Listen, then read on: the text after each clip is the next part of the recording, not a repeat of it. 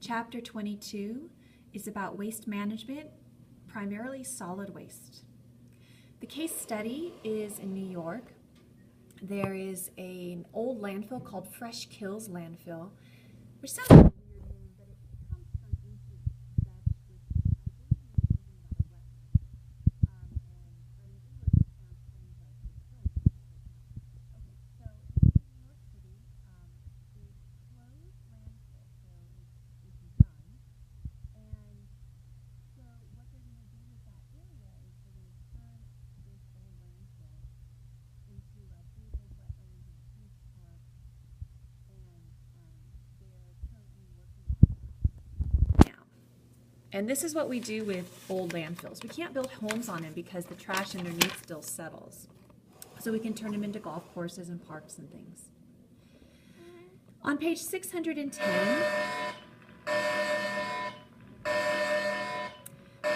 there are some terms that you need to know.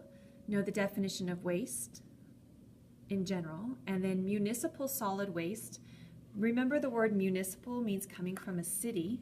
So basically in Santa Clarita, this is our trash that we throw away is called municipal solid waste. But then there's also industrial solid waste, coming from industry and factories. And then there's hazardous waste. And then managing all this waste is waste management. The waste stream is down here in this picture, and people make a living helping manage waste streams in a company or even in a city. And then recovery is recovering part of that to be reused again through recycling or composting. So a misconception that people have, is that most of our solid waste is plastic. So people say, get the plastics out of the landfill. But actually the majority of our landfill is actually paper, and plastics only make up 12.4% of it. Food scraps is the second highest, and so food waste is kind of a big problem because this is something that could just be composted and doesn't have to go to a landfill. Well, let's talk about food waste in general. It's made the news in the past year. There's been a lot of stories and documentaries about our food waste in the United States.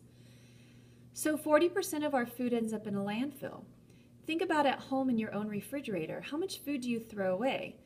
You bring home takeout and you don't eat it all and you throw it away, or leftovers, or even food that goes bad because you never ate it. Some, lettuce you bought for a salad and your family doesn't eat it and you throw it away. So families and restaurants throw away a lot of food that's not as fresh anymore and they don't want to sell it. So there's a lot of people working on solutions for this because food waste causes a problem. First of all, it decomposes anaerobically in the landfill, which is an anaerobic decomposition produces methane. Growing all that food produces a lot of greenhouse gases, but it uses water, energy, land, fertilizers, pesticides, and all of these things are environmentally damaging. It takes up a lot of space in our landfills, and so our solutions to food waste are buy things in smaller packages. Don't go to Costco and buy a huge bag of apples if you're not going to eat them all. How about just go to the regular store and buy a few apples? Donate food that is nearing its expiration date, maybe some cans of food or some boxes of food. Donate it to the food bank. And use what you buy. So at home, before you buy new food, use what's in your fridge.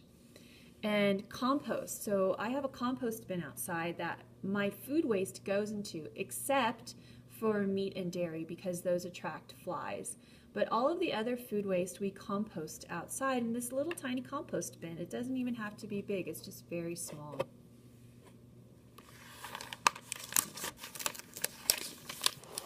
All right, so if we look at this graph on page 610, per capita waste has actually leveled off in our society, which is great because we implemented recycling programs about 20 years ago. And this has really leveled off how much we throw away, which is great. A lot of people are also building compost bins. It's an old idea. People used to do this a long time ago, and then they're coming back and doing it again. One of the issues with the United States is we have a throwaway society, so we use things like Ziploc bags that was just one-time use and we throw them away. We also have poor quality of things, like DVD players are made to only last a few years and then they go in the trash. And that's pretty upsetting. I would love to buy an appliance or a DVD player that lasts me. I'd rather spend twice as much and have it last 4 times as long, have it last 10 years instead of 2 years. But we don't do this very often in the United States. We expect things to break and throw them away. All right, so historically and still in developing countries, we've used dumps, which is basically a big old trash pile. So in the United States, we don't do this anymore, so that's historically for us, but in other countries, they still do dumps. And you can see here in the Philippines, these dumps, people scour, poor people that have no other way to support themselves, they scour the dumps, finding things that are valuable that people throw away. There's a lot of things in your own trash that are valuable to somebody that you throw away. So somebody can resell it and make money from a lot of the things that affluent Americans throw away. So dumps, the problems with these open air landfills, and the historical name is a dump, but the technical name is an open air landfill, is that because it's open to the air, you have pests and diseases are prevalent, and this is why we don't do it anymore in the United States. But on the flip side, in these open air landfills, because you have oxygen, you have aerobic conditions, so it's faster decomposition with oxygen, with aerobic decomposition is faster. And also wet, so moist and oxygen conditions create faster decomposition. All right, so here's the first law you need to know from this chapter. It's RCRA, which stands for the Resource, it's down here, Resource Conservation and Recovery Act.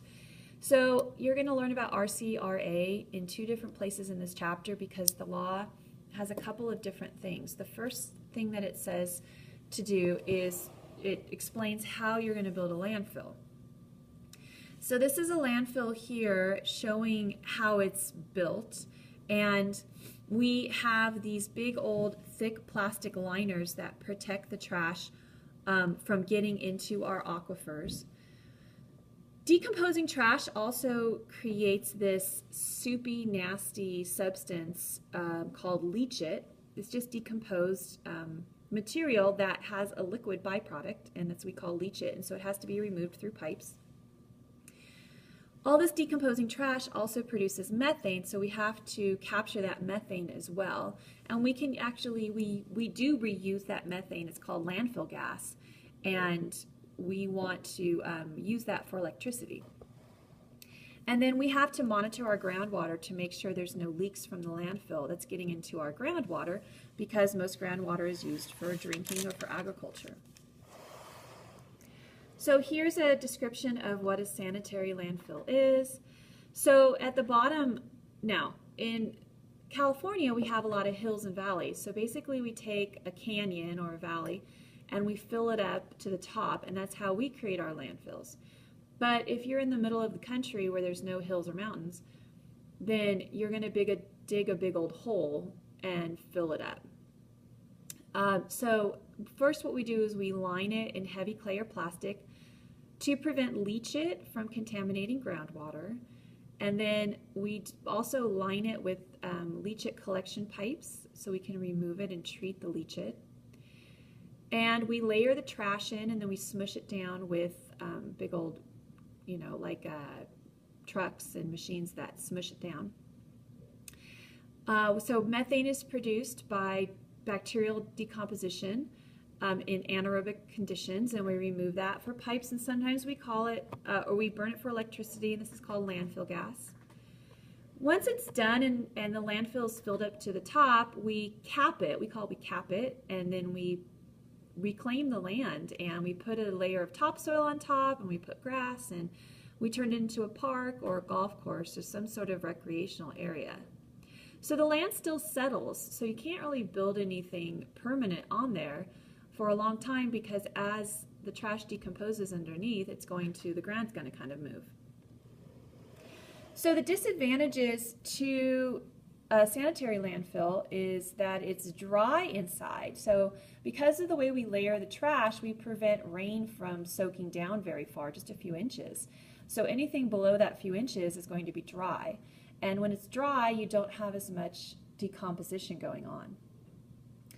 And because we smush it down, we don't allow oxygen in there either. And so it's anaerobic decomposition, and it takes a long time to decompose.